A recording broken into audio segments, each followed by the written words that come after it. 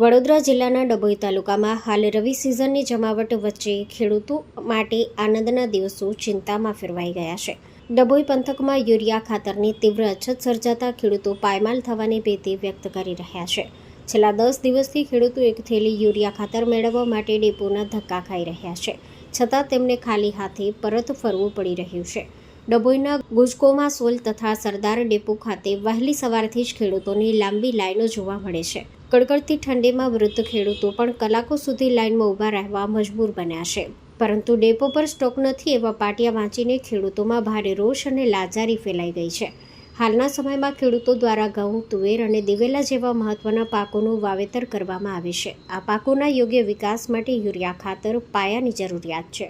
જો સમયસર ખાતર ન મળે તો પાકનો વિકાસ અટકી શકે છે અને ઉત્પાદનમાં મોટો ઘટાડો થવાની શક્યતા છે. Story report by Lalbhai Bhathiyara, Dabhoi.